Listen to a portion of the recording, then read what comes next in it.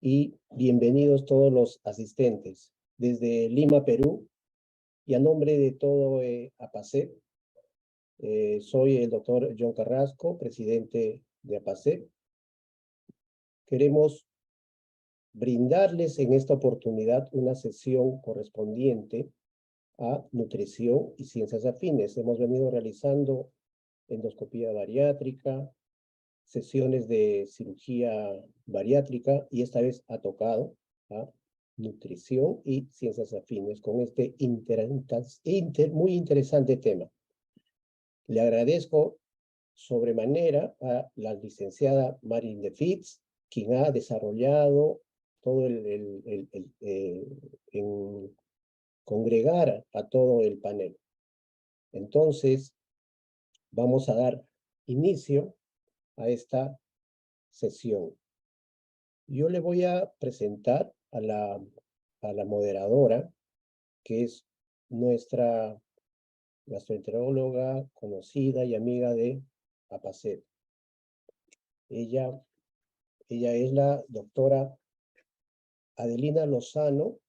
La doctora Adelina Lozano es médico asistente de la unidad de hígado del Hospital de Arzobispo Loaiza. Es médico asistente de gastrohepatología de la Clínica Ricardo Palma. Profesora de la Universidad Peruana Cayetano Heredia.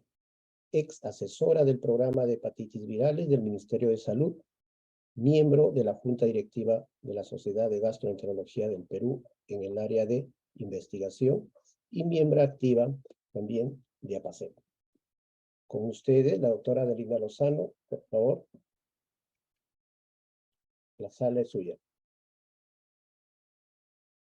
Está apagado su audio. Sí, ahora sí. Muy buenas noches.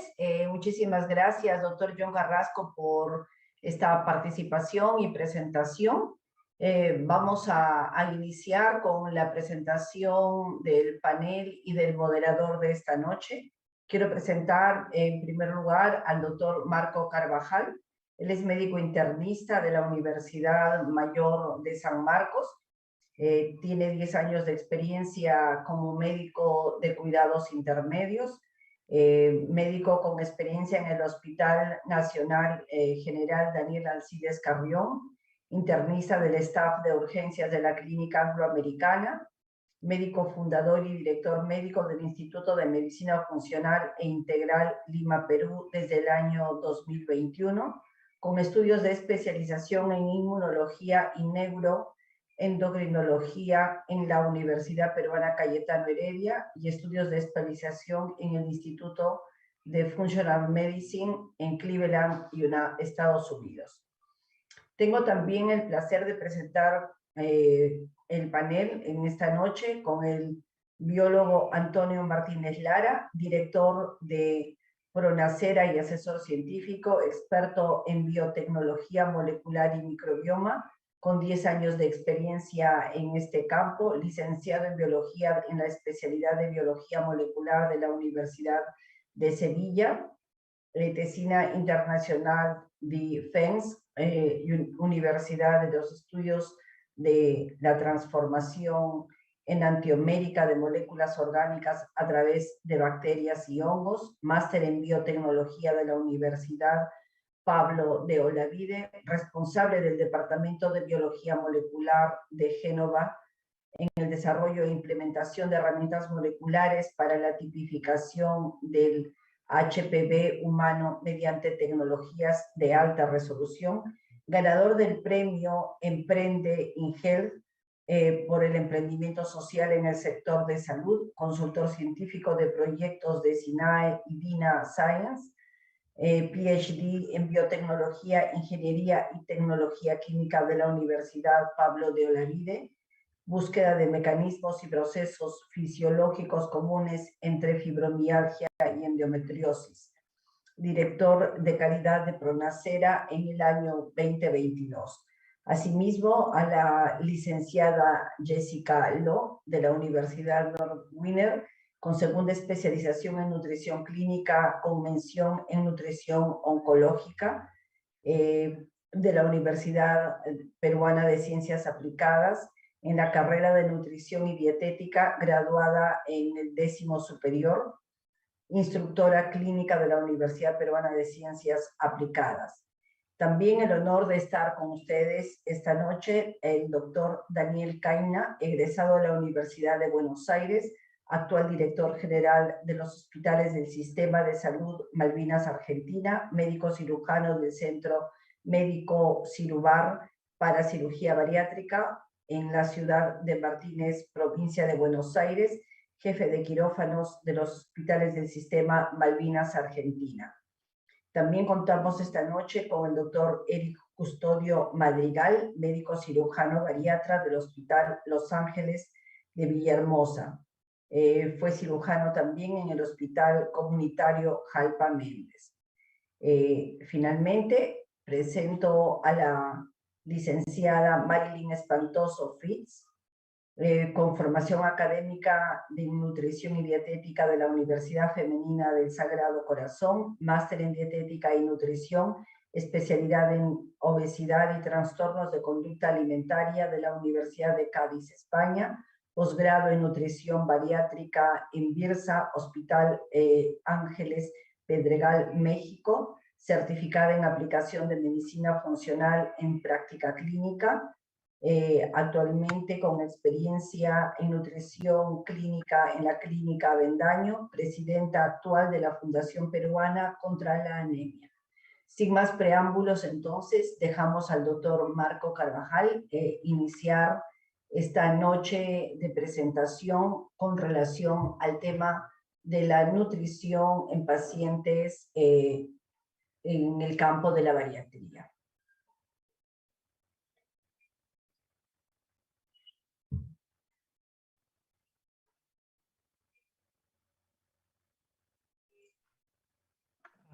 Buenas noches. Confírmeme que se me escucha bien. Hola, hola. ¿Se escucha Sí, Marco, bien? se te escucha. Sí, muy bien, muy bien.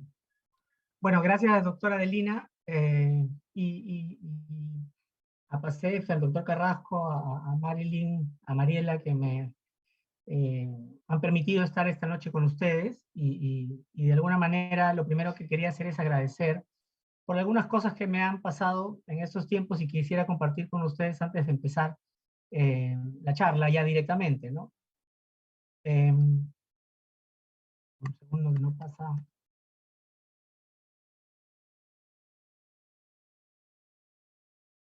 Un segundito, ahí está la tecnología, a veces falla un poquito. Bueno, agradecer porque me han sacado a mi zona de confort. Definitivamente uno se mete mucho en el mundo y como médico nos sumergimos y estudiamos y hacemos muchas cosas y a veces perdemos la capacidad de poder compartir y sobre todo compartir en una zona de relativo no confort. Definitivamente para un médico internista hablarle a un grupo que maneja cirugía siempre ha sido un tema, ¿no? Siempre hemos tenido cierta rivalidad, pero al final sabemos que podemos trabajar juntos y caminar de la mano en beneficio de nuestros pacientes. También es importante agradecer porque me ha hecho volver a mi alma mater y encontrarme con una doctora que admiro y he admirado siempre y seguiré admirando, que es la doctora Adelina Lozano, y como le decía antes de empezar la reunión, yo la conocí cuando era interno y siempre que iba a buscarla para que me dé luces de las cosas que en ese tiempo no sabía, siempre me recibía con una sonrisa y con su buen gesto y me daba su sapiencia. Así que para mí es un placer y quiero agradecer esta oportunidad de ser hoy yo el expositor de esta charla y para mí es un orgullo presentarlo no solo a ella, sino a tan destacados médicos. Y también quiero agradecer porque yo he tenido mi primer contacto cercano con la cirugía bariátrica con mi hermano. La persona que está ahí es mi hermano mayor. Como ven, era una persona obesa y fracasó muchas veces en los intentos de bajar de peso y gracias a la cirugía bariátrica se ha convertido en esta persona después de más de 6 años de cirugía, donde obviamente, además de saludable, se le ve bastante bien, así que para mí es un placer poder aportar un poquito de lo que he aprendido en este tiempo para conseguir mejores resultados en los pacientes que son sometidos a cirugía bariátrica, que nos permiten sacarlos de esa zona de enfermedad que es la obesidad, que afecta y cada vez se ven más casos en el mundo. Dicho esto, para mí la obesidad y para todos ustedes es un tema multifactorial y no vamos a encontrar una solución única, sino más bien un magma de soluciones, y lo que quiero es tratar de enmarcar y armar este rompecabezas, agregándole una pieza más, ¿no? Que es lo que yo he aprendido en estos últimos años y estoy tratando de seguir aprendiendo porque sé y entiendo que nos falta mucho.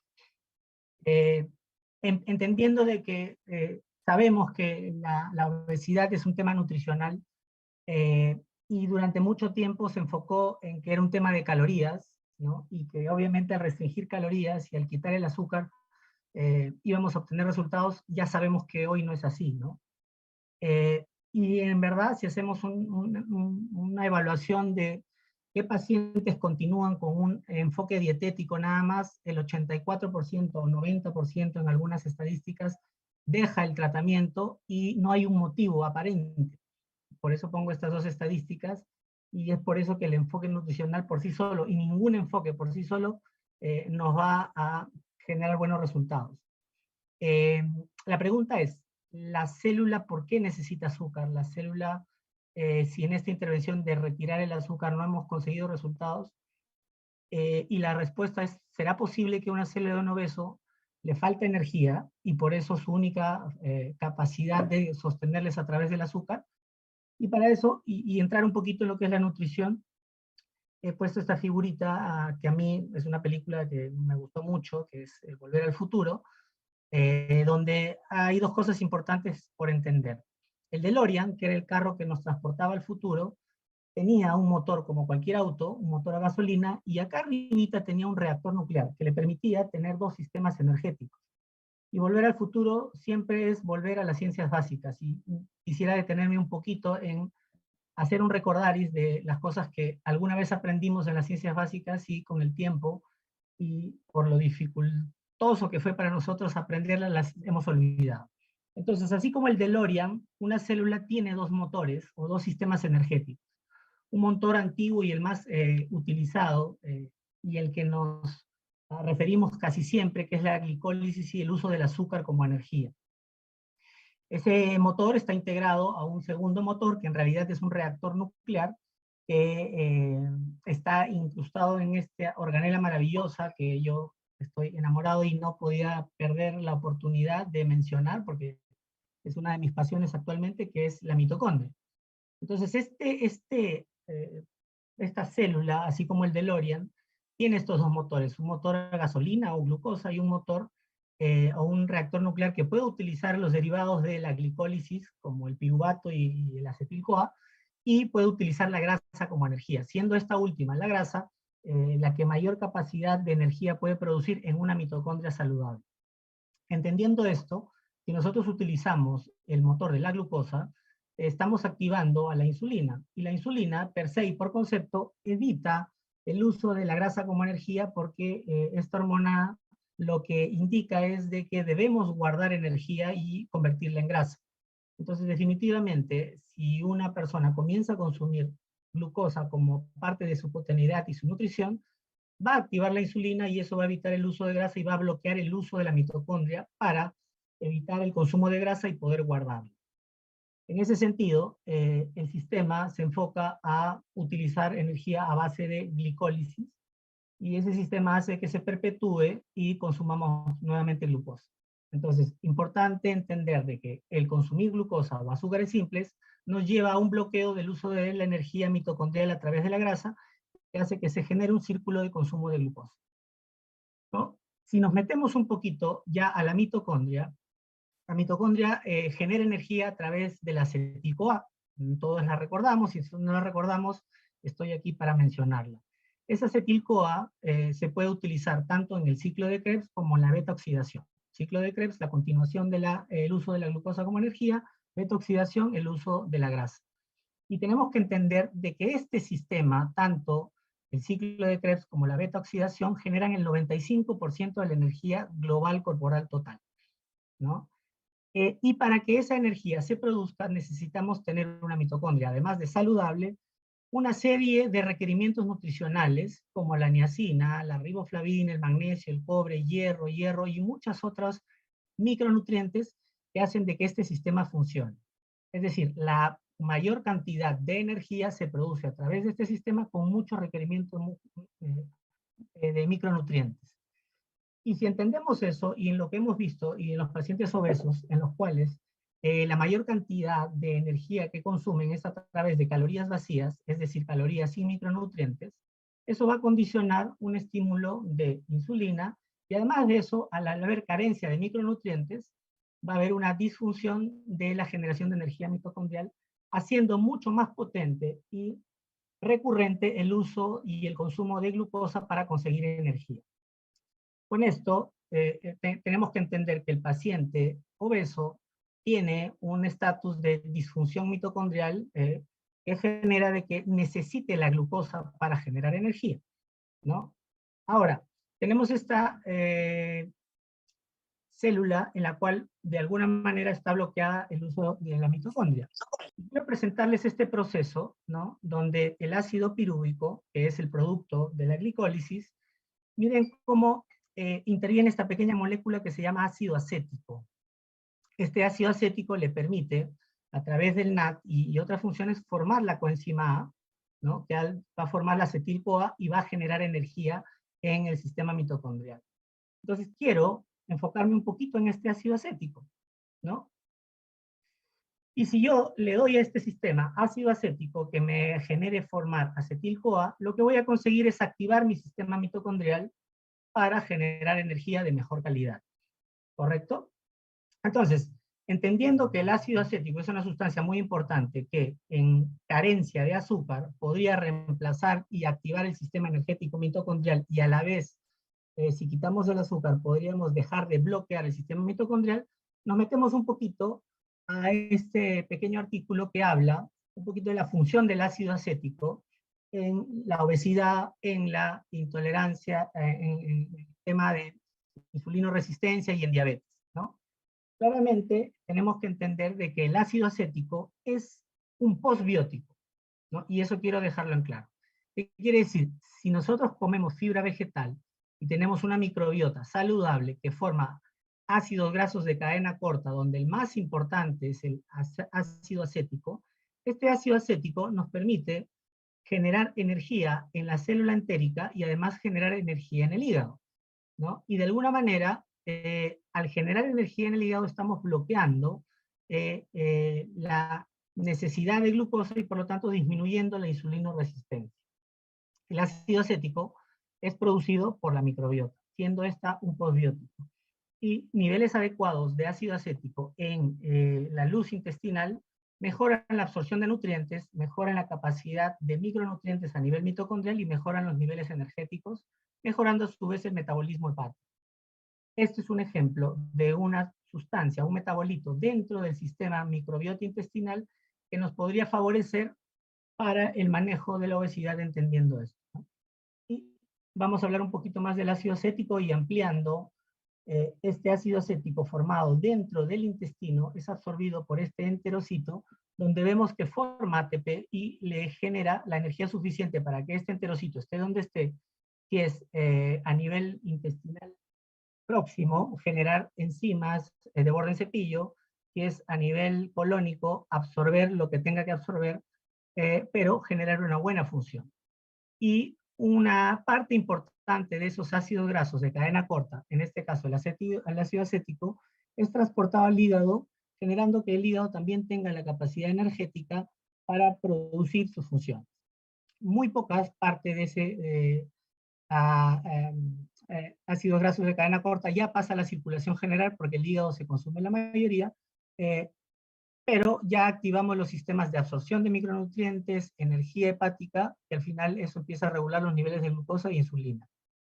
Importante ver ya acá en más pequeño cómo el ácido acético se integra dentro de la mitocondria, también a la beta oxidación, que va a generar nuevas moléculas de ácido acético, ya no las absorbidas, sino a través de la degradación y la beta oxidación de los ácidos grasos, van a formar ácido acético para la energía en otras partes del cuerpo. A nivel muscular, sobre todo, se utiliza mucho el ácido acético como energía, pero el ácido acético generado en el hígado. Esto es lo mismo que sucede en estados de ayuno prolongado, y esto es lo que, de alguna manera, ustedes como cirujanos bariátricos consiguen con una cirugía en la cual no se permite la absorción de carbohidratos por las cirugías que hacen, generando que se active todo este proceso para incrementar el ácido acético a nivel sanguíneo y generar energía y activar a las mitocondrias. Es importante entender que ese mismo ácido acético es estimulante del AMPK, que es uno de los más potentes factores para la biogénesis mitocondrial, ¿no? Entonces vemos cómo este proceso, en relación a lo que les estoy explicando, tiene muchos beneficios en el sistema corporal, ¿no? Entonces, niveles de ácido acético adecuados dentro del sistema microbiota intestino mejoran los niveles energéticos en las células entéricas y por lo tanto su funcionalidad, mejoran el rendimiento del metabolismo hepático, menor necesidad de glucosa, disminuye la glicemia basal, hemoglobina glicosilada, disminuye el estímulo para insulina y disminuye la lipogénesis o producción de grasa. Y por lo tanto tiene beneficios importantes. Y lo que es recalcable es que el ácido acético es producido por las bacterias intestinales en un estado de eubiosis. Esta es una pequeña visión de que así como existe el ácido acético, existen otros ácidos grasos de cadena corta beneficiosos, como el butirato y propionato, ¿no?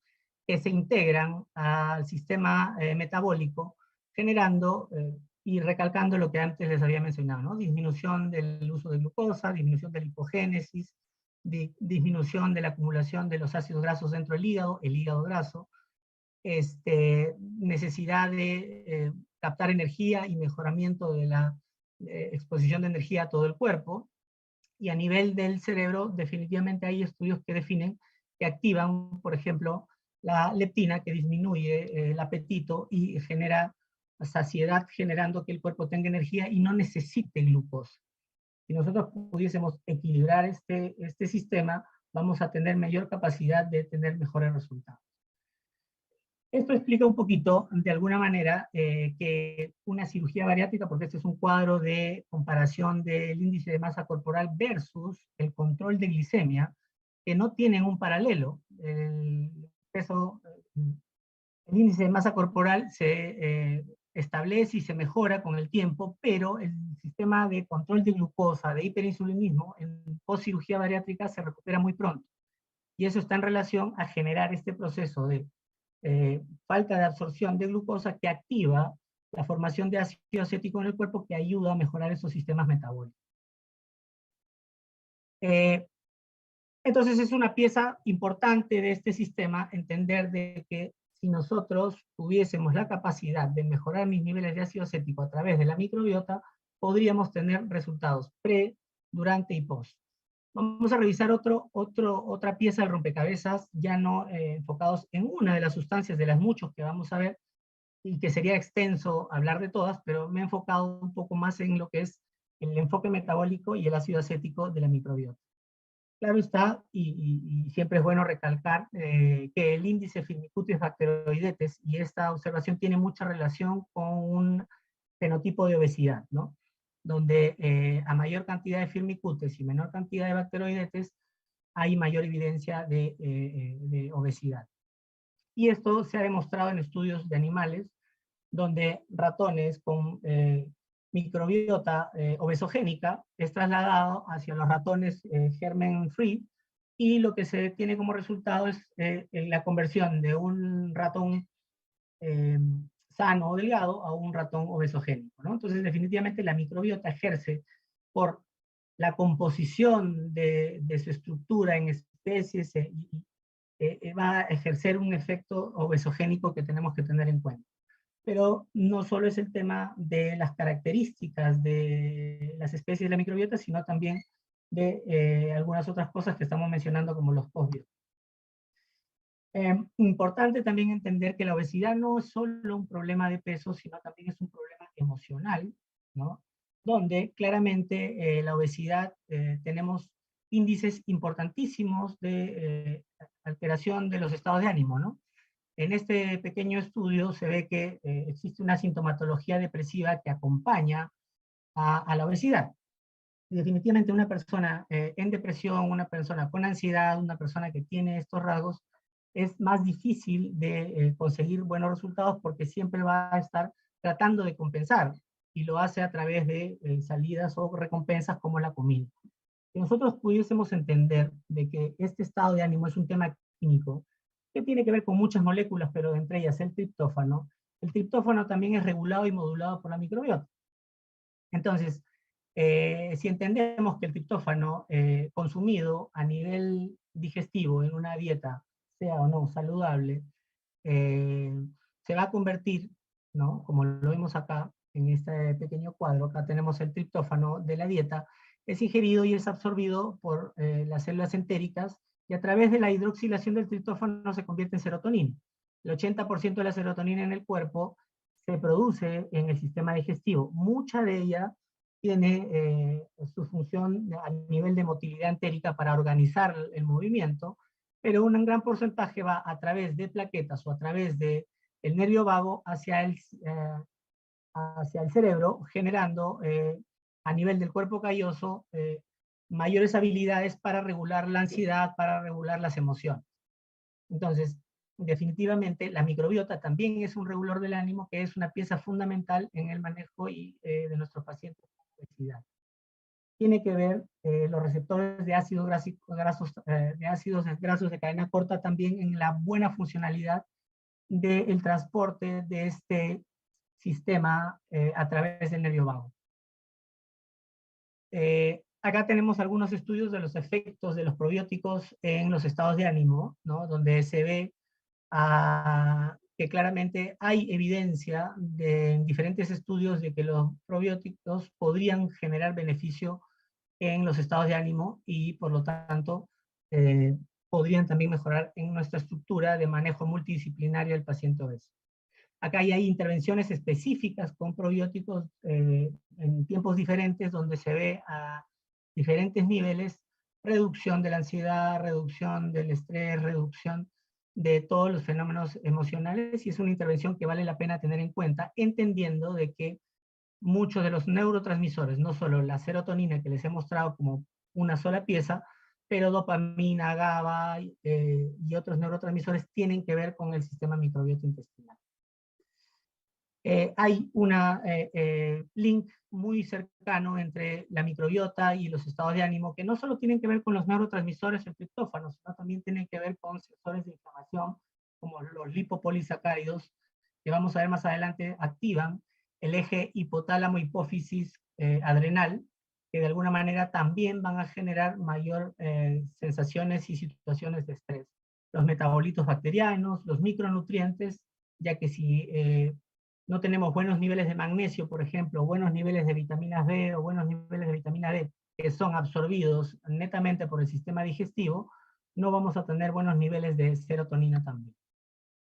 Otra pieza fundamental de este rompecabezas que estamos tratando de armar justo es este eje microbiota, hipotálamo, hipófisis adrenal, ¿no? Donde ahí ya tenemos que hablar de los sistemas inflamatorios, y en los sistemas inflamatorios y sobre todo lo que hoy se denomina permeabilidad intestinal. La deficiencia de algunos ácidos grasos, en este caso del butirato, va a desencadenar que la mucosa intestinal vaya perdiendo integridad, y eso va a permitir la activación de citoquinas inflamatorias que va a activar neuronas entéricas que se transmiten hacia el nervio vago, y este nervio vago va a transmitir a este núcleo caudado, al núcleo del RAFE, que va a transmitir al hipotálamo y la hipófisis citoquinas inflamatorias que van a activar el desencadenamiento de la ACTH y por lo tanto cortisol, epinefrina, norepinefrina, que están asociados también al desarrollo de más hiperglicemia y por lo tanto más activación de la insulina y perpetuar el ciclo de la obesidad. Tiene que ver en este balance la estructura de la mucosa intestinal, la producción de niveles adecuados de ácidos grasos de cadena corta. En este caso, el más trascendente podría ser el butirato. Entonces sentamos en que una situación inflamatoria, ¿no? Producida en el intestino por un desbalance de la microbiota asociada a un desbalance de la formación de la mucosa intestinal, donde vamos a ver más adelante qué bacteria tiene mucha relevancia en el grosor de esta mucosa intestinal, que va a permitir que muchas sustancias tóxicas que normalmente se forman en el intestino, que son aminas inflamatorias formadas por las bacterias proteolíticas, ingresen al sistema y proteínas bacterianas que se van perdiendo por la muerte de estas y que deben ser eliminadas, se quedan en el sistema generando un estado de endotoxemia, inflamación y activación de todas estas citoquinas que van a también estimular el fenotipo inflamatorio de la obesidad, entendiendo y sabiendo que la obesidad es un estado inflamatorio sistémico. Esta es una bacteria maravillosa que hemos aprendido a conocer, se llama Akkermansia mucinifera, está asociada a que tiene como principal función mantener el grosor del moco intestinal que está encima de la mucosa intestinal. La deficiencia de Akkermansia genera una disminución de la densidad de ese moco y expone a mayor actividad de las sustancias endotoxémicas a receptores tipo TRL2 o receptores de otro tipo que activan los sistemas inflamatorios, dañando las uniones estrechas en las zonas proteicas de la zonulina, ocludina y la claudina, favoreciendo el pasaje de los lipopolisacáridos que generan endotoxemia y están relacionados a la esteatosis hepática, inflamación hepática, la insulinoresistencia, inflamación, diabetes tipo 2 y obviamente obesidad. Entonces, el entender si el problema de este paciente podría ser Akkermansia, podríamos tener una intervención en relación a mejorar sus niveles de Akkermansia para entender que podría ser el factor endotoxémico, intestino permeable e inflamación. Acá tenemos otras alternativas para entender la inflamación. Los ácidos grasos, sobre todo el ácido graso de cadena corta, butírico, tiene mucho efecto en la inmunomodulación.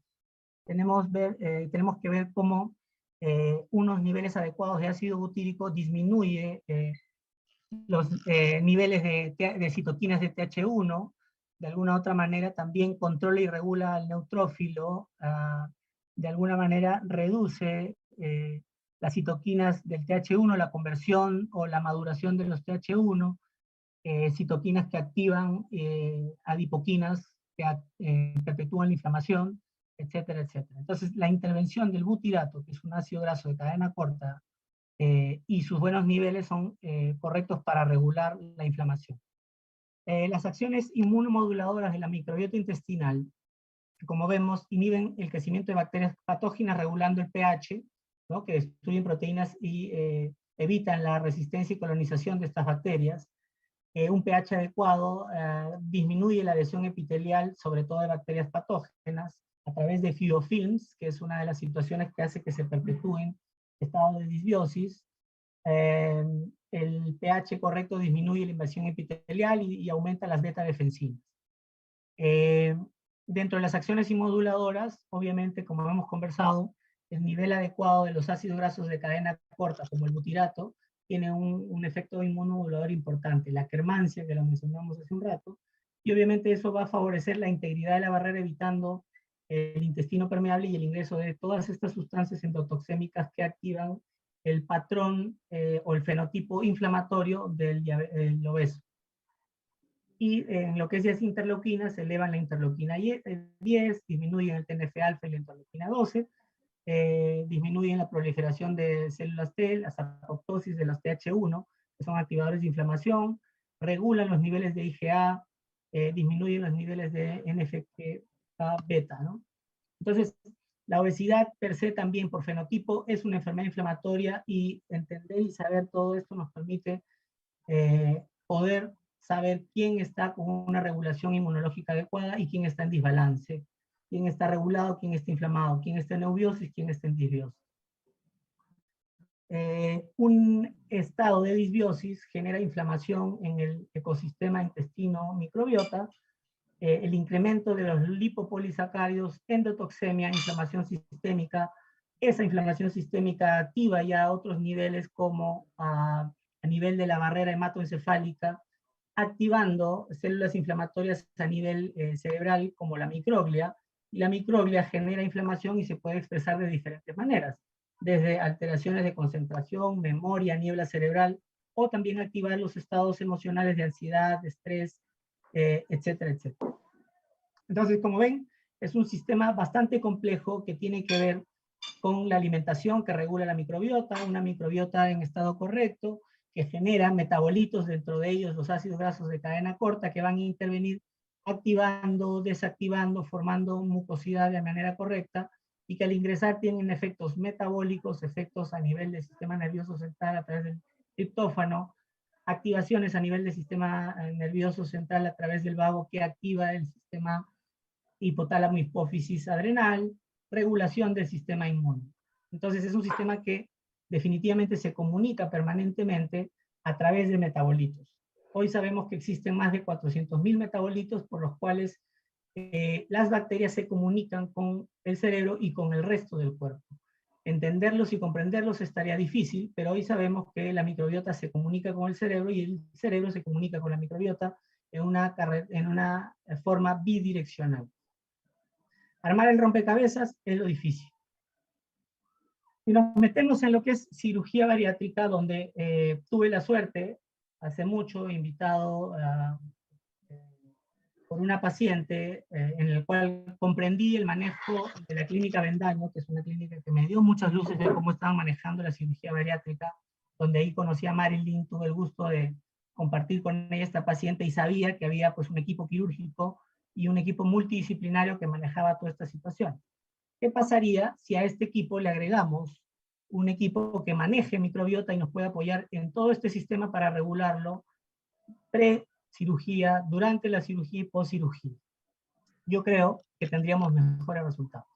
¿Qué pasa con la microbiota en la cirugía bariátrica? Definitivamente no hay muchos estudios, pero entendemos que la cirugía bariátrica es un disruptor de la funcionalidad del sistema digestivo, donde una de las primeras cosas que vamos a entender es una disminución de la secreción de ácido por la hipocloridria, ¿no? La hipocloridria y el ácido tienen como función trascendental la activación de enzimas digestivas, enzimas pancreáticas, y por lo tanto comenzamos a tener una disfunción del proceso de digestión, que nos lleva a estados disbióticos, donde el proceso disbiótico más importante es el SIBO, y de eso sí hay estudios que voy a presentar algunos más adelante. Este proceso de hipocloridria, de mala activación de enzimas de digestión, de mal procesamiento de la comida, nos va a llevar a deficiencias nutricionales, oligoelementos y de muchas vitaminas, dentro de ellas la más característica es la B12, o la absorción del hierro, y no es raro tener pacientes que le baja la hemoglobina, tienen ferropelo. Entonces esos son problemas importantes que vamos a tener el paciente por cirugía bariátrica, en los cuales podríamos ayudar para que este sistema esté más sostenido y no tengamos mayores problemas. Acá les presento un estudio de sobrecrecimiento bacteriano post cirugía bariátrica, donde claramente se encontró un 83% de incidencia de SIBO después de cualquier técnica de cirugía bariátrica, sin diferenciar una de la otra.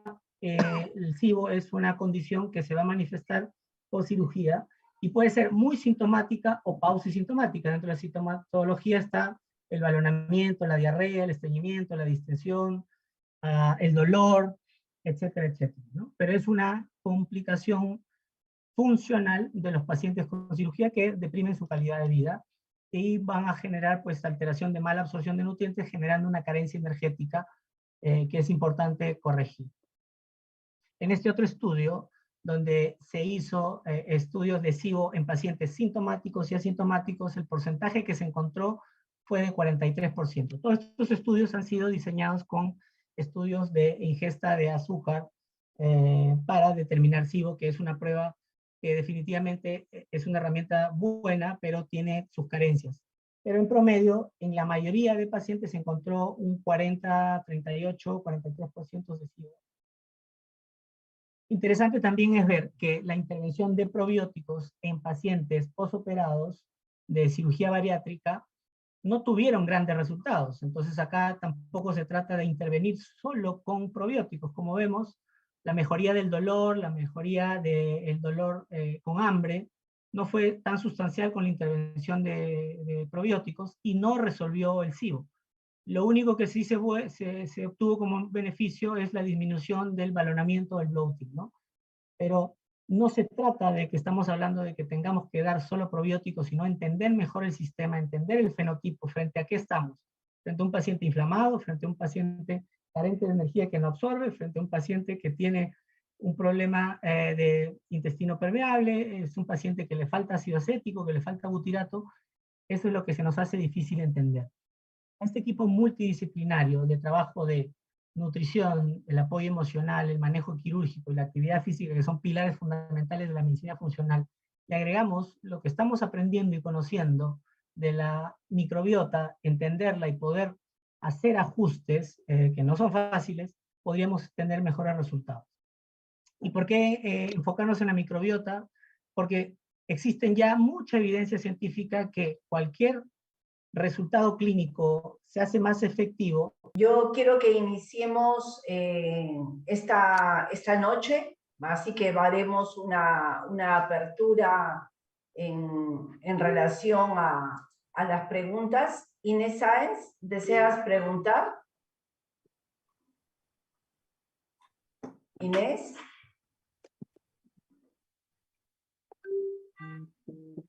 Bueno, ¿pueden, por favor, ir escribiendo sus preguntas?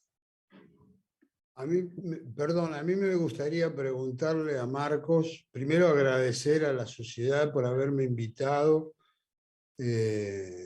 al doctor Carrasco, bueno, felicitarlo al doctor por su exposición, y como cirujano bariátrico me gustaría preguntarle si ahora con la incorporación de este nuevo elemento en la cirugía bariátrica como es la microbiota, que tan lejos está de todos los cirujanos bariátricos y más aún de los cirujanos digestivos, si vio o tiene alguna antecedente de que hay diferencia en la composición de la microbiota dependiendo de las técnicas, fundamentalmente en las técnicas hipoabsortivas, que lo que ascendemos los cirujanos es el hilio. Como nosotros sabemos, el nivel de microbiota, ya sea la microbiota, la parte de inmunitaria, la absorción y la inmunidad, va de diferente manera desde el yeyuno al hilio. Si él vio o notó,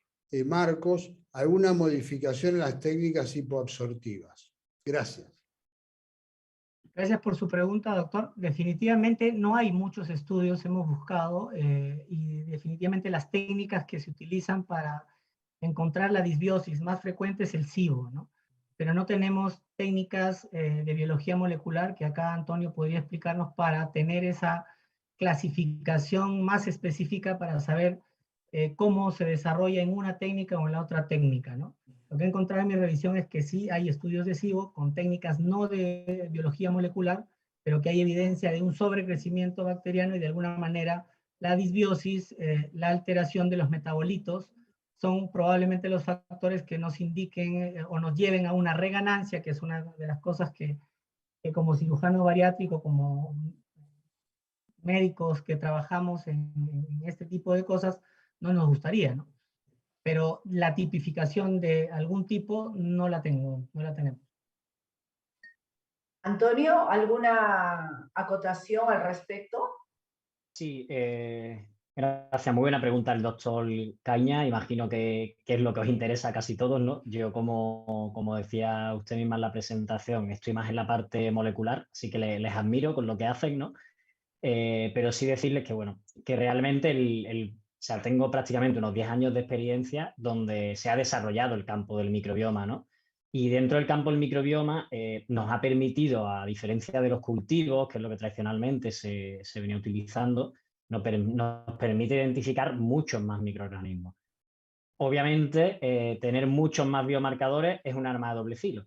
¿Por qué? Porque tenemos mucho mayor potencial de discriminar, pero claro, vemos el mapa casi completo, lo podemos ver. Entonces, es complejo a veces sacar conclusiones, como pasa con la genómica, ¿no? Lo que a día de hoy parece que sí se viene encontrando, hay más de 100.000 publicaciones en los últimos 3-4 años, hablando de cirugía bariátrica, donde el 60% hablan de microbioma intestinal, y sí se encuentran ciertos patrones. Ahora, discernir con las publicaciones que hay hoy en día si un tipo de cirugía u otra es mejor o peor, es complejo. Lo que sí se empieza a ver hoy en día, y va de la mano de lo que ya Marco comentaba, porque ha estudiado, obviamente es un estudioso y nos pone a todos las pilas, como decimos en España. Normalmente, pues bueno, el incremento de determinados grupos, el incremento de la riqueza sería la cantidad de microorganismos que hay, y de la biodiversidad, lo distintos que ellos son, pues parece que ayuda a que no sea tan recidivo, ¿no? Que no se recupere el peso. Y también, sobre todo, lo que se encuentra en distintas publicaciones, porque claro, cada publicación está hecha con un grupo en concreto de pacientes, con una cohorte, y a veces es complejo sacar esas conclusiones, pero lo que sí se observan todos es la tendencia de que Akkermansia mucinífila pues es muy importante, ¿no? Y la presencia de Akkermansia va a ser un buen predictor de si se va a ganar peso o no. O sea, a más Akkermansia, menor probabilidad de volver a recuperar el peso. Interesante. ¿Qué nos puede aportar en relación a esto nuestra panelista de nutrición, Jessica Lo? Que ustedes que ven con el paciente día a día que se enfrenta con este problema. Buenas noches a todos. Sí, yo quería comentar la importancia de la alimentación y la preparación para el paciente que va a ir a cirugía, ¿no? Sobre todo estamos hablando de la cirugía bariátrica, estamos hablando también de un paciente con obesidad. De por sí, el paciente con obesidad ya tiene una inflamación crónica, ya hay una disbiosis intestinal, porque depende mucho frente a los factores que ha estado expuesto. Y dentro de estos factores ambientales está la alimentación, ¿no? Y como comentó el doctor Marco, la microbiota en realidad va a aprovechar de los nutrientes que consume la persona y así como aprovecha de estos nutrientes, también va a generar nutrientes para una mejor actividad mitocondrial, etcétera, lo que ha mencionado, ¿no? Entonces, por ejemplo, la principal fuente de energía de estos alimentos que estamos hablando es la fibra, ¿no? Es el carbohidrato no digerible, que va a proporcionar y lo va a convertir finalmente en ácidos grasos de cadena corta.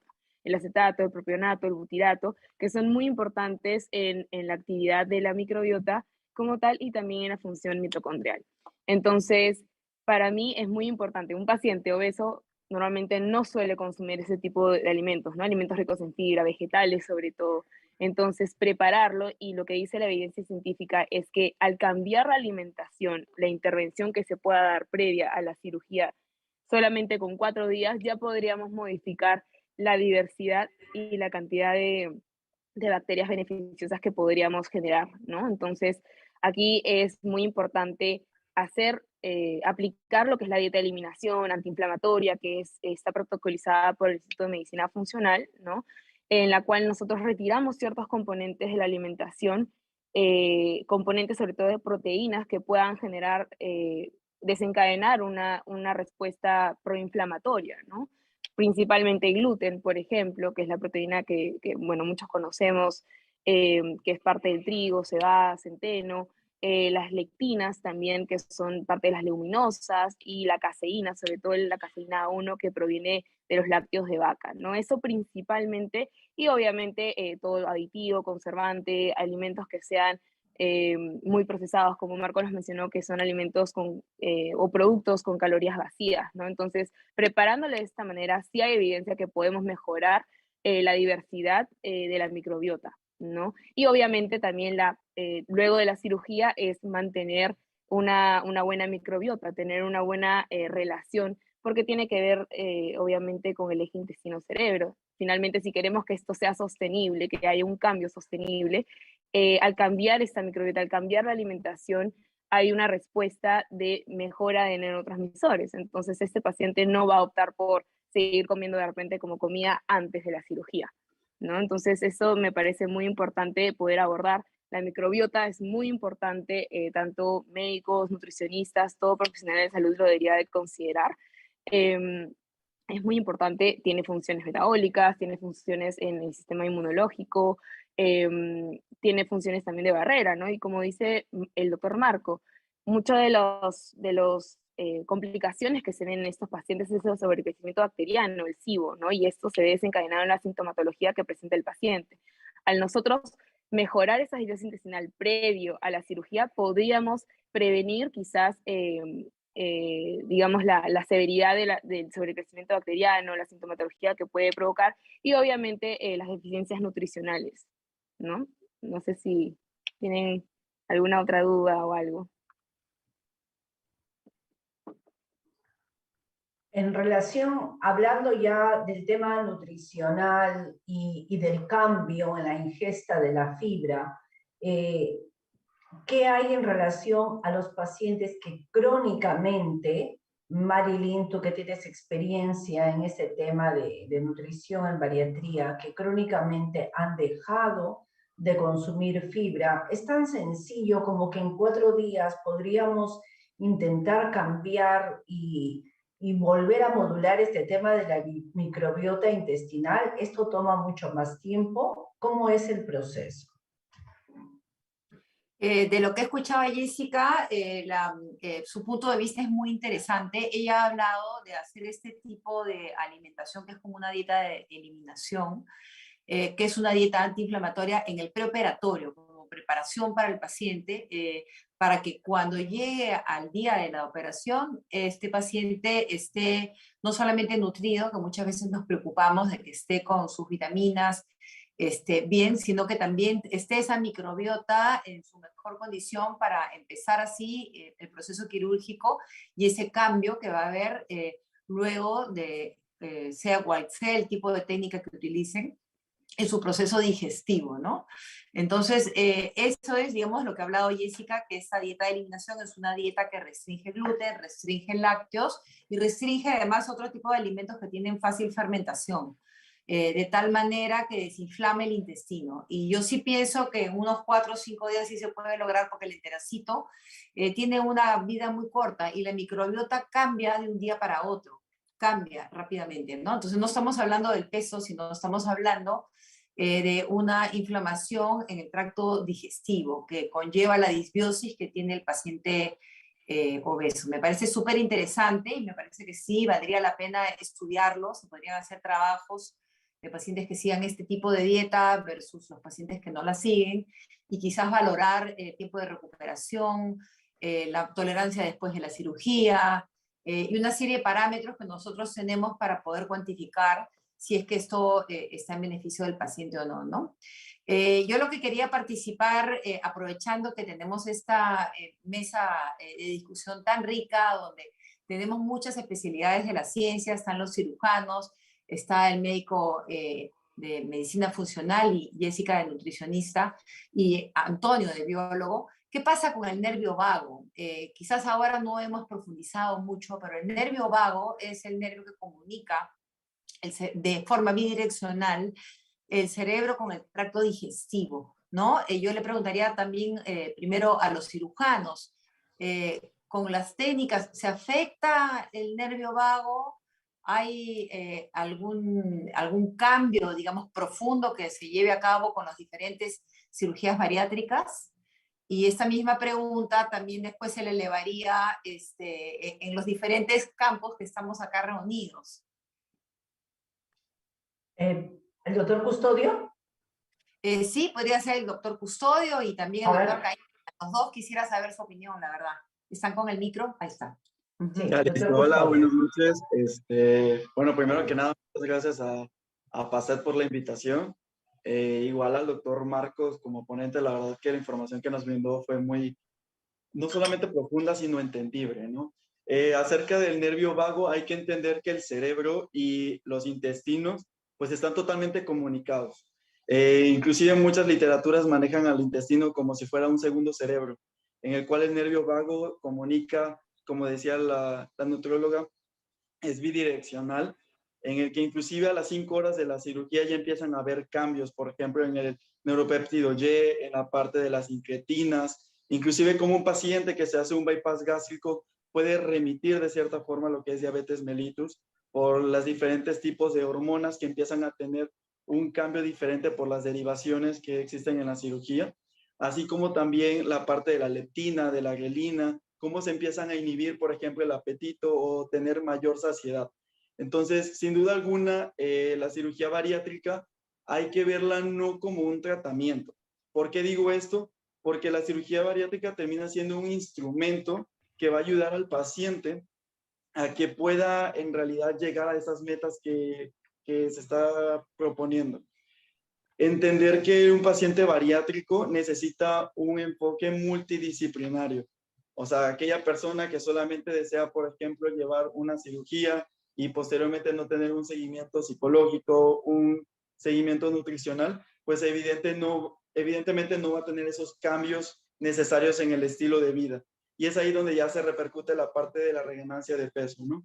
Tenemos pues varios procedimientos, está el bypass gástrico laparoscópico, está la parte de la manga gástrica, actualmente ya existen otros procedimientos como el Variclip, el balón gástrico, pero al final lo que hay que entender es que el paciente no tiene la cultura, en este caso, de consumir prebióticos, probióticos, que era lo que estamos hablando acerca de la microbiota.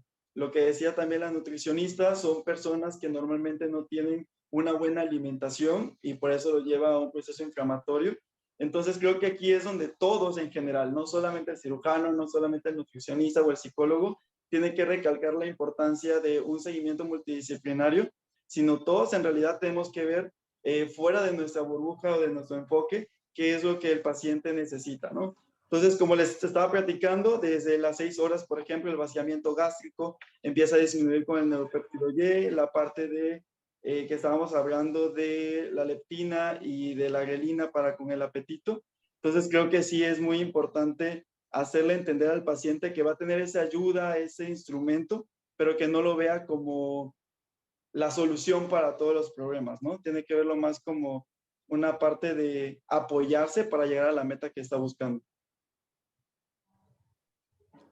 Okay, doctor, gracias, doctor Gracias. Custodio. Y doctor Caíña, a nivel quirúrgico, ustedes cuando entran a operar a un paciente, ¿cuál es el cambio que sufre el nervio vago a nivel quirúrgico? Bueno, de acuerdo a la experiencia y en respuesta a la pregunta que usted formuló, las cirugías actuales que estamos haciendo, ya sea restrictivas o hipoabsortivas, no comprometen el nervio vago.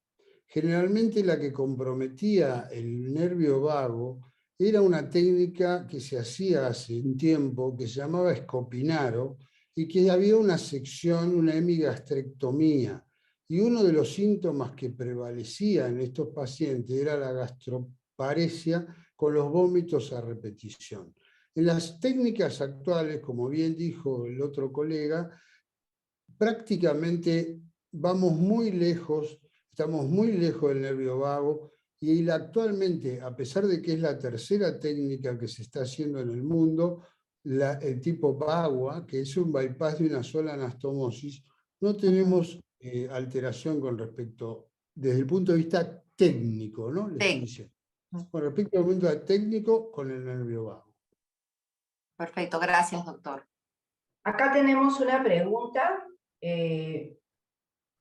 Bueno, primero las felicitaciones del caso y luego dice, ¿sería necesaria la suplementación con probióticos previo a la cirugía bariátrica por los antecedentes de que todo paciente con obesidad y por el poco tiempo que se cuenta para modificar la microbiota ayudaría en algo? Luego, en caso de ser necesario, ¿cuáles serían las características de estos probióticos a utilizar?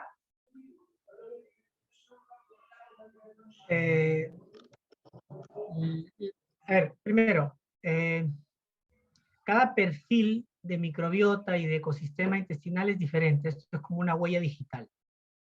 Entonces, pretender tener un esquema de indicar probióticos a todos los pacientes, puede ser que a algunos les ayuden mucho y a algunos no les ayuden, ¿no? Entonces, lo ideal, en el mundo ideal, que no necesariamente es el real, es tener esta información para saber cuál es el perfil de la microbiota de este paciente. Si tiene un perfil de microbiota más proteolítica, si lo que tiene es defecto de bacterias muconutritivas, y generar una reposición o eliminación de bacterias en exceso para equilibrar ese sistema, tratar de equilibrar. La herramienta que tenemos ahora para evaluarla nos permite no hacer, como les decía, la sinfónica, pero sí tener una banda de rock que nos permita sonar bien, ¿no? Eso es lo ideal, ¿no? ¿Qué hacemos nosotros, digamos, en general? Es encontrar este resultado, y la mayoría, por ejemplo, tiene un sobrecrecimiento intestinal.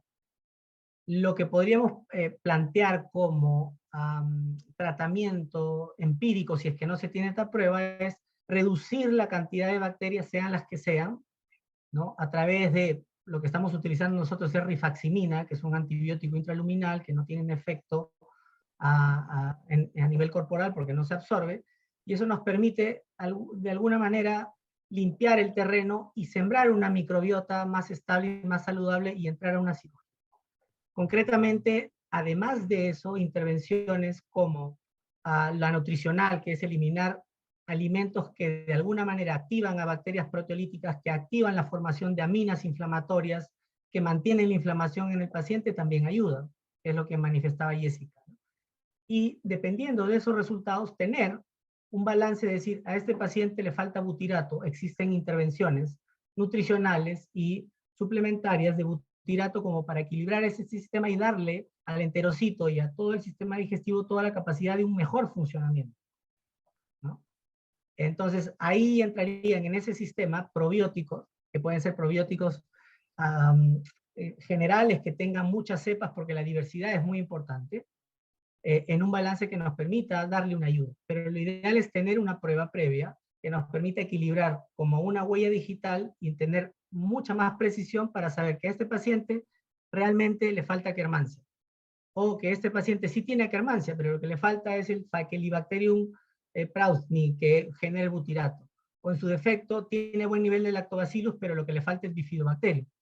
Porque no se trata de meter probióticos por meter, sino equilibrar el sistema y la relación que tiene la microbiota con cada paciente.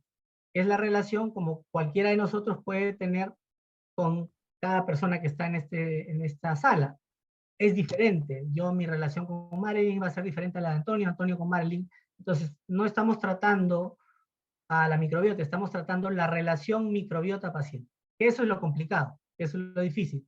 Que podemos hacer en una intervención un poquito entendiendo esto, yo estoy seguro que va a beneficiar mucho los resultados de estos pacientes. ¿Cuánto tiempo antes? Es una pregunta que tendríamos que valorar. Marilyn lo mencionó, un enterocito tiene una vida corta y tiene una capacidad importante de repararse si es que le damos todo lo necesario para que esto se repare, ¿no? Si no, si le damos una sola cosa no es suficiente a veces, ¿no? Pero una intervención de preparación a un paciente que va a hacer cirugía bariátrica, yo creo que de 4 semanas previa, ¿no? Podríamos tener una excelente intervención y obtener mejores resultados, ¿no? Interesante. Me gustaría escuchar la opinión de todo el panel que está participando en relación a la experiencia de manejar los pacientes de manera multidisciplinaria y si tienen experiencia con el uso de probióticos y cómo lo vienen haciendo desde la vida real.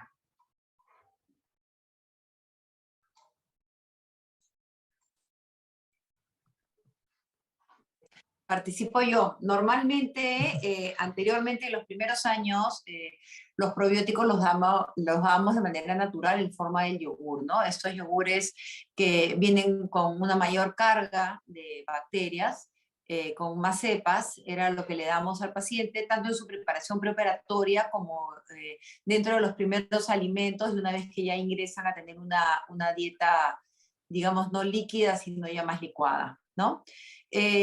Pienso que ahora la ciencia ha avanzado y el conocimiento de la microbiota nos permite poder hacer una selección de cepas, ¿no? Y justamente acá pondría como, digamos, en los temas de discusión, qué tipo de probiótico podría ser el elegido para que lo podamos discutir entre todos, ¿no? Yo particularmente, en general, a mis pacientes los manejo primero con Saccharomyces boulardii, que no es una bacteria, sino es un tipo de hongo, pero que funciona bastante bien, digamos, como una primera fase de tratamiento con la alimentación, para después progresar a un probiótico que tenga ya una individualización de acuerdo a los problemas del paciente, ¿no? Que podría ser algún tipo de probiótico que tenga mayor variedad y mayor cantidad de cepas, ¿no? No solamente hay que ver el número, que es lo que a veces las personas se fijan, sino la variedad de cepas y estas que sean las cepas adecuadas, que son las que tengan que funcionar mejor con el paciente con obesidad, ¿no? Por supuesto que con una individualización de por medio.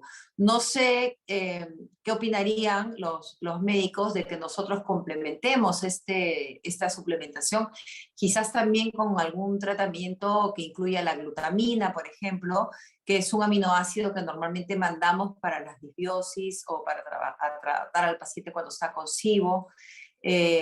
No sé, ¿qué opinan? A ver, Jessica como nutricionista y bueno, Antonio de repente tiene alguna opinión también al respecto.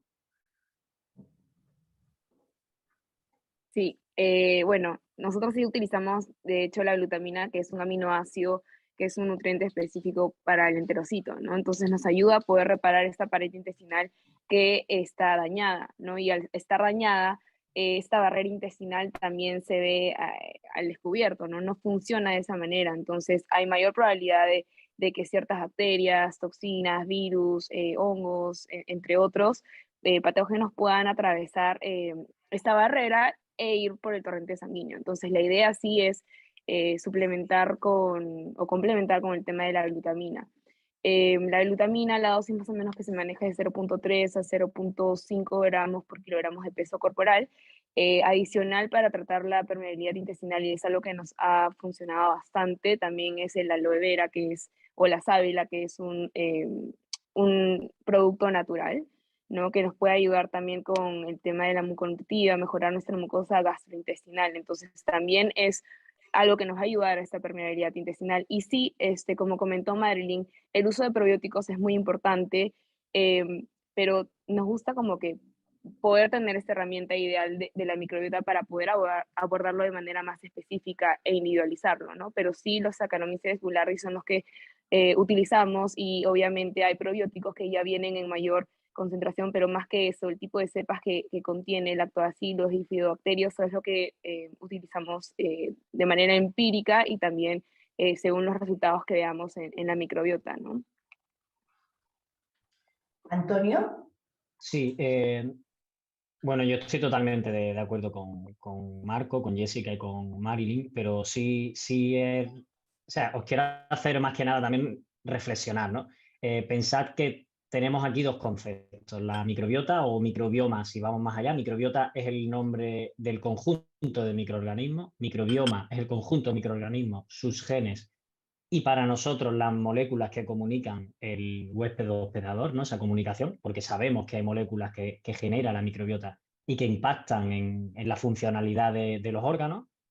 Entonces, ese nexo no se puede separar y tenemos que ver la microbiota como un todo, porque son poblaciones, realmente es ecología a nivel interno nuestro, de nuestro organismo, pero es ecología, y realmente pues tenemos que ver cómo están distribuidas. Pero luego hay otro segundo factor que es el importante también, que es muy importante, y es el lecho, la matriz sobre la cual ellos habitan.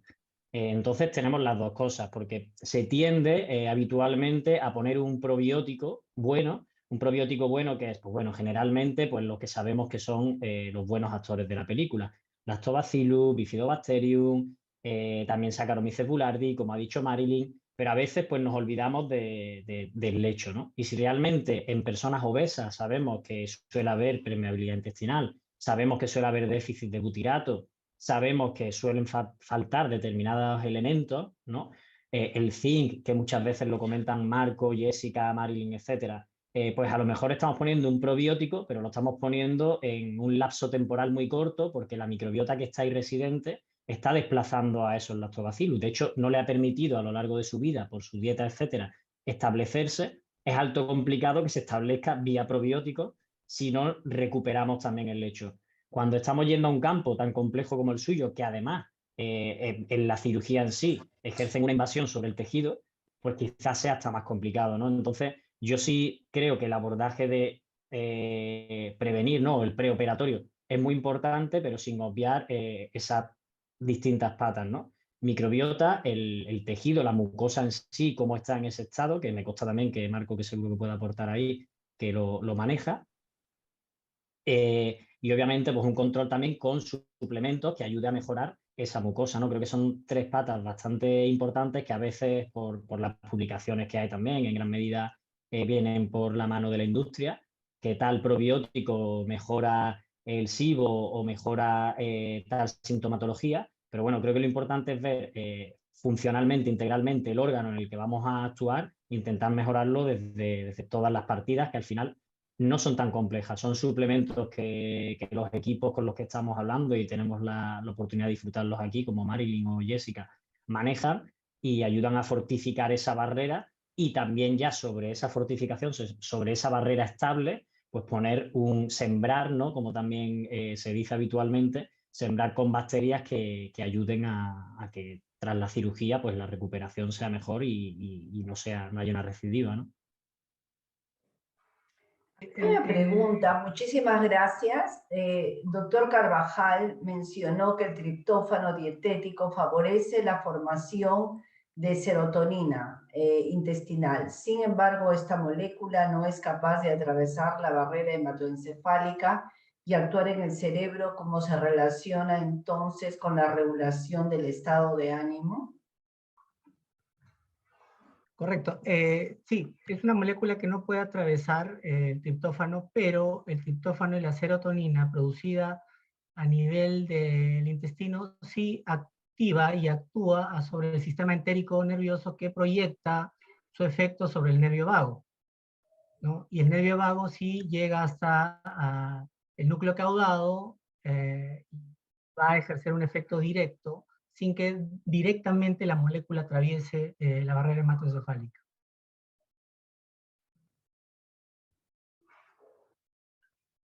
Bueno, a mí me encantaría hacer una pregunta para todo el panel, y está en relación al trasplante fecal y el manejo de obesidad. ¿Qué hay en relación a esto? A lo mejor algo que quiera opinar al respecto, Antonio. Sí, yo aquí os puedo opinar, pero creo que lo más correcto que puedo hacer es daros la evidencia que hay actualmente. El trasplante de microbiota fecal hasta donde sabemos, pues bueno, era muy ilusionante, proyectaba muy bien y proyecta, pero claro, a raíz de determinados problemas en Estados Unidos, pues como que hubo un miedo generalizado, ¿no? Y se cortó un poco no solo el uso, sino que también la investigación, lo cual es más preocupante.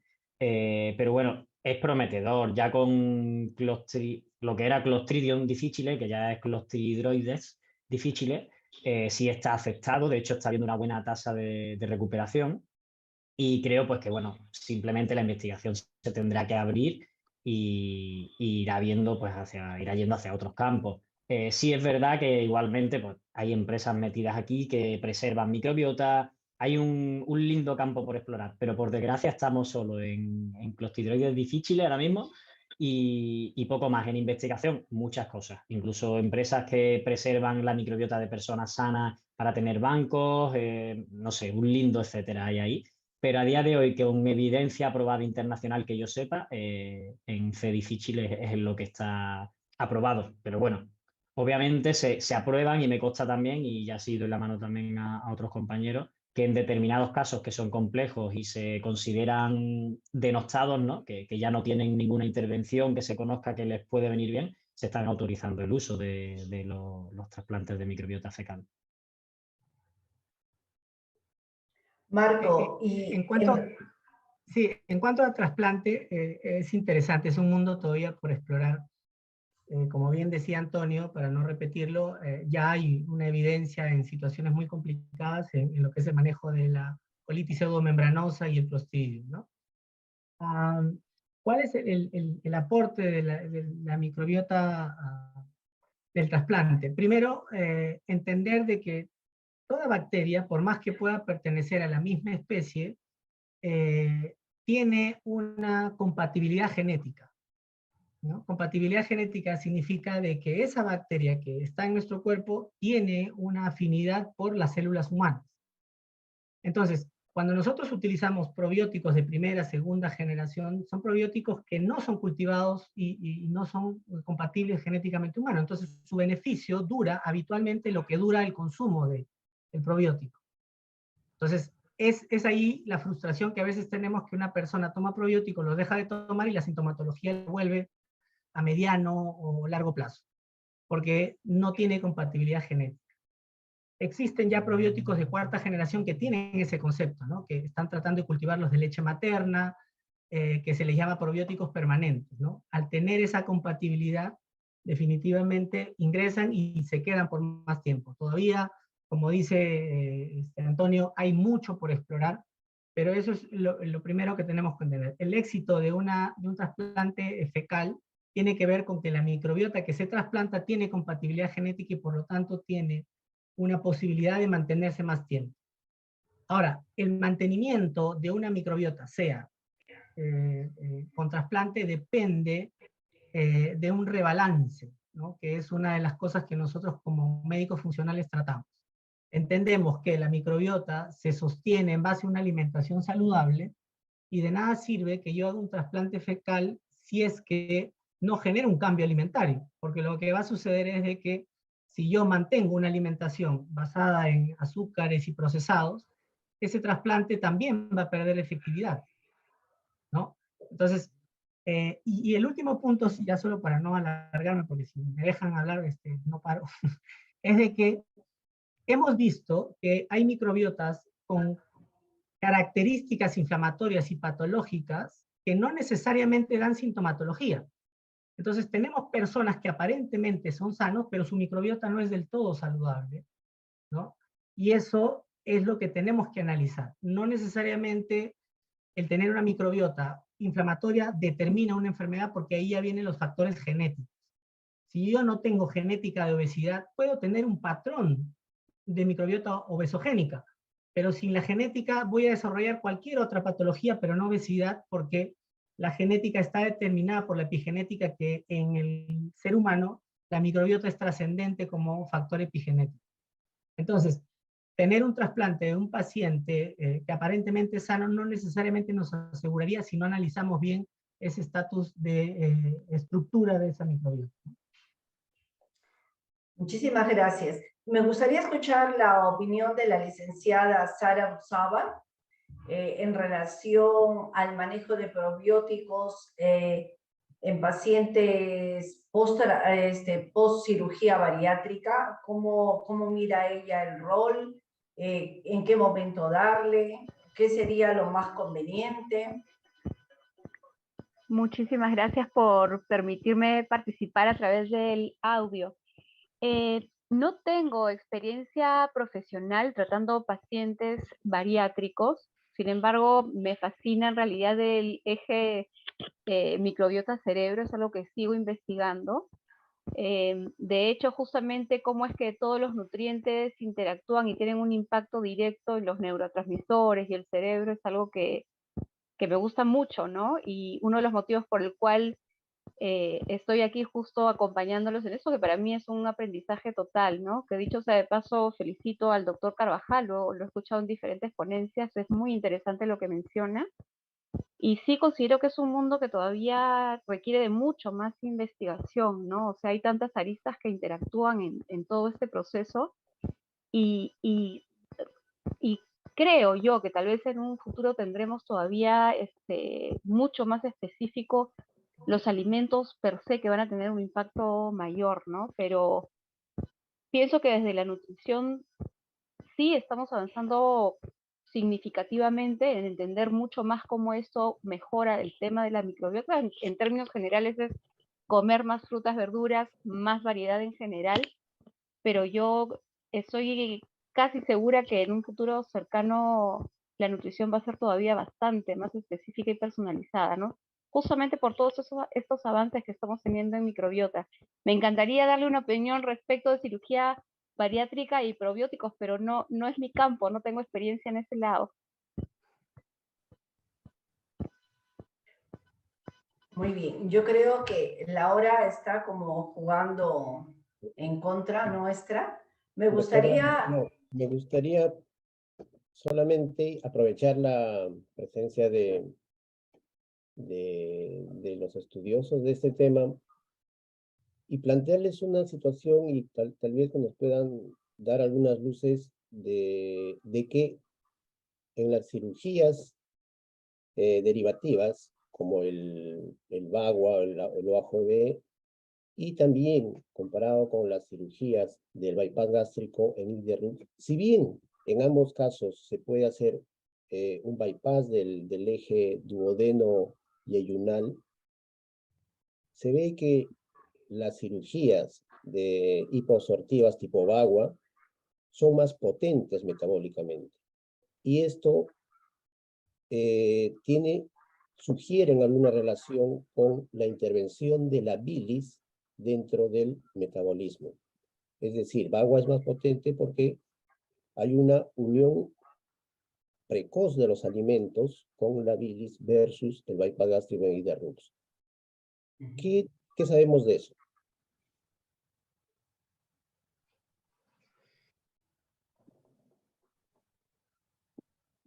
Yo puedo dar mi opinión, doctor Carrasco. En algún momento creo que hice una presentación de ese tema. Definitivamente la bilis tiene una circulación enterohepática y la conversión, digamos, de la bilis, los dos tipos de ácido que se convierte es a través de un mecanismo donde interviene la microbiota, ¿no? Entonces, quizás por ahí podría estar yéndose esa respuesta de este tipo de procedimiento quirúrgico, donde al tener un encuentro precoz, quizás va a estimular de una manera distinta la microbiota de esa persona y va a permitir esa conversión de ácidos biliares en el intestino y ese pronto retorno al hígado y que esa circulación sea mucho más fluida, ¿no? Y ese mecanismo a su misma vez también está postulado como uno de los que también interviene en el cambio del funcionamiento de las incretinas, no solamente, digamos, como ya sabíamos antes, con la manga gástrica, sino también a través de la alteración de la circulación enterohepática. Hay por ahí una ruta metabólica que estimula el mejor funcionamiento de la GLP-1, ¿no? Eso sí ya lo han estudiado y además se postula como uno de los efectos, ¿no?, de la cirugía bariátrica. No sé cómo me puedan acompañar los demás especialistas en esta Yo opinión que tengo. si queréis, Marilyn, doy un apunte y le dejo, que seguro que Marco también tiene ganas de comentar algo.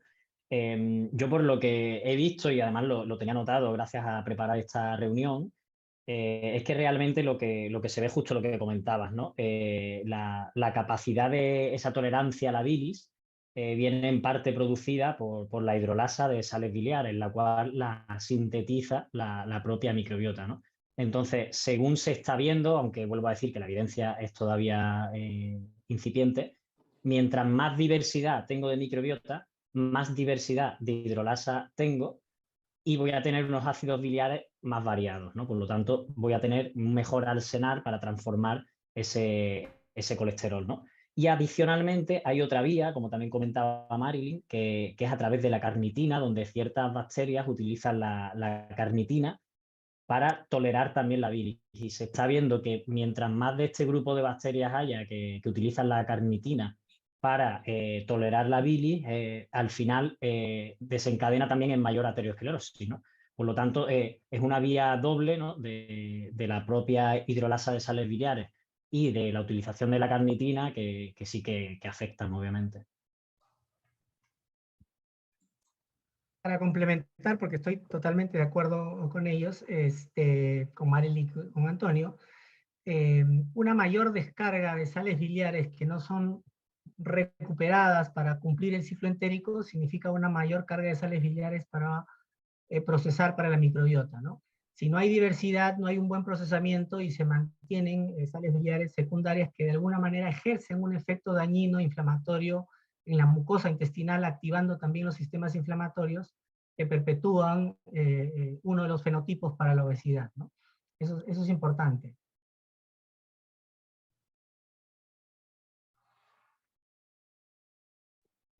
Gracias. ¿Alguna opinión más, doctor Custodio? Sí, claro. O sea, hablando de la microbiota, como estaban comentando, pues de lo que dijo el doctor Carvajal y el doctor Carrasco, pues hay que entender que cada procedimiento va a depender mucho de cada paciente, ¿no? O sea, no todos los pacientes son candidatos para cualquier procedimiento. Y sobre todo también no olvidarnos de la suplementación, que es muy importante. Estaban platicando hace rato acerca de quienes implementan como los probióticos en el seguimiento posoperatorio.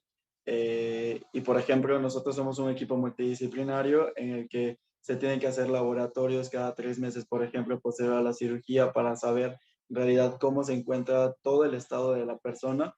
No es solamente como de, creo que ya te corresponde tomar probióticos y te los voy a brindar, sino como entender un contexto en general del paciente. Hay que enfocarnos a que no todos los pacientes son iguales, hay que individualizarlos y saber cuál es el momento, el momento preciso para cada paciente, brindarle un tratamiento y qué tipo de microbiota es la que le vamos a dar. Evidentemente es un poco complejo como definir a quién le corresponde qué cosa, pero nos vamos a enfocar mucho de la clínica. Creo que nos hemos olvidado mucho de esa parte de cuáles son los síntomas que probablemente nuestro paciente empieza a sentir o cuál es el tipo de qué parte del país, por ejemplo, viene la persona, porque hay que entender que las microbiotas pues también implican mucho de dónde viene la persona. Entonces, por ejemplo, tenemos personas que se operan de otros países o de otros estados y hay que entender que no todos les va a servir lo mismo, pero siempre y cuando entendamos de que todos necesitan no solamente los prebióticos, sino una suplementación rica en hierro, que el doctor Carvajal lo comentó, rica en hierro, rica en zinc, la parte de la vitamina B12, que sabemos que hay ciertos procedimientos que ya no van a tener la misma absorción que se tiene antes de un procedimiento bariátrico. Interesante. Yo creo que esta ha sido una noche de profundo aprendizaje, sobre todo porque es multidisciplinario en un tema tan de actualidad en la que todavía no existen todos los consensos, pero que probablemente a futuro se convierta en uno de los pilares para el manejo individualizado de cada paciente. Me gustaría permitirles a cada uno de ustedes unas conclusiones finales que quisieran dejar como mensaje desde su experiencia, lo más importante en el manejo del paciente bariátrico relacionado con el tema de los probióticos. Tal vez, Marco, ya que empezaste tú con nuestra ponencia, ¿qué mensaje nos darías, el mensaje final?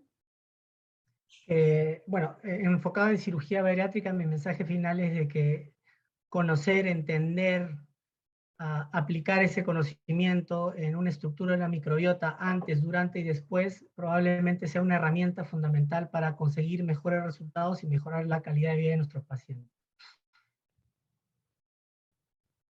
Jessica. Sí, a mí me gustaría concluir que en realidad es muy importante tanto la preparación de este paciente de manera multidisciplinaria, y así como es la preparación, es después de la cirugía, ¿no? Hacer toda esa intervención previa, prepararlo para la cirugía y finalmente, si es que volvemos a lo de antes, volvemos a tener los hábitos de alimentación, el estilo de vida de antes, como les digo a mis pacientes de manera coloquial, es más fácil que el cuerpo vuelva a un estado inflamatorio a que se mantenga como desinflamado, ¿no? Entonces, aquí es muy importante el trabajo multidisciplinario porque la parte emocional aquí interviene bastante, ¿no? Todas las emociones las podemos somatizar y finalmente la sintomatología va a ser real. Entonces, es la preparación antes y bueno, estar bien también después y que sea sostenible en el tiempo, sobre todo. Antonio. Genial, muchas gracias. Bueno, yo dos cosas. Una, agradeceros a todos haber contado con mi presencia. De verdad que para mí es un honor. Y como conclusión, pues bueno, realmente lo que siempre desde el punto de vista de la biotecnología y el desarrollo de herramientas decimos y creemos. Para la mayoría de pacientes que manejáis bien, considero que si es una primera aproximación en el mundo microbioma, sigáis con lo que sabéis, tenéis experiencia, pero considerad que pacientes complejos, requieren abordajes complejos. Entonces, en esos casos es los que nosotros pues, venimos trabajando y estaremos encantados de apoyaros, por lo que mi mensaje sería ese, ¿no? Pacientes complejos, abordajes complejos. Doctor Caña. Bueno, yo primero agradecerle, realmente me siento halagado y aparte completo con todo este tipo de información.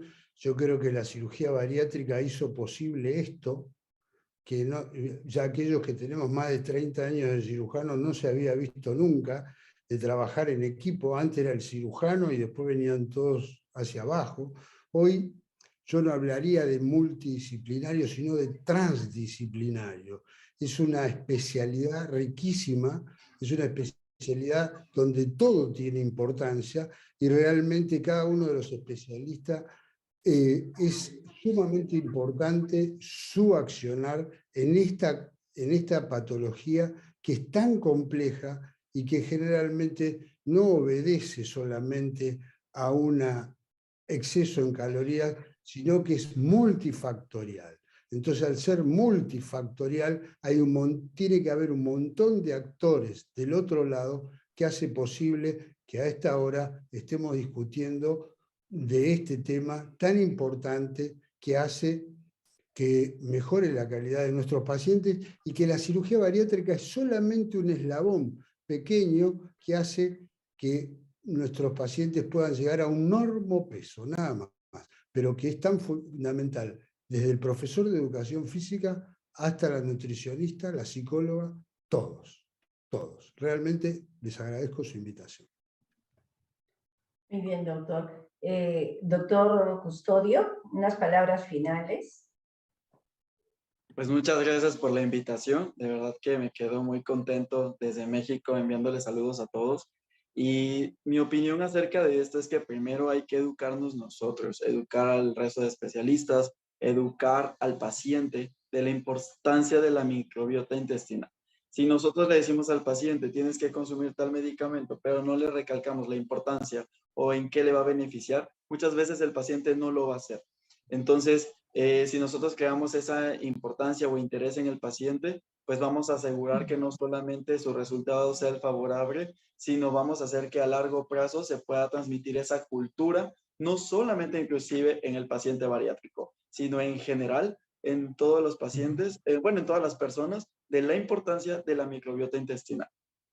Muchas gracias. Marilyn, voy a dejarte al final. Quisiera algunas palabras de la doctora Sara Abusaba, algún mensaje final.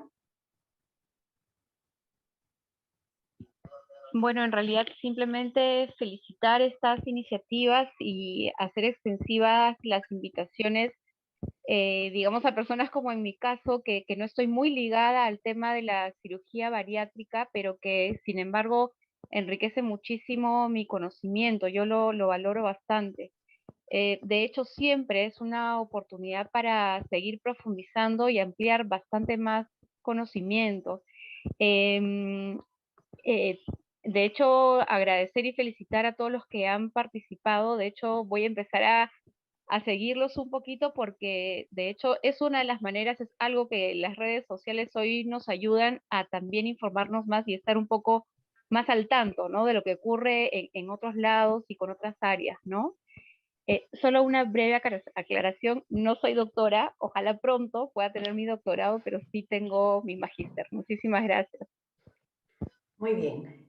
Marilyn, tu participación, unos consejos finales con tu experiencia en este tema.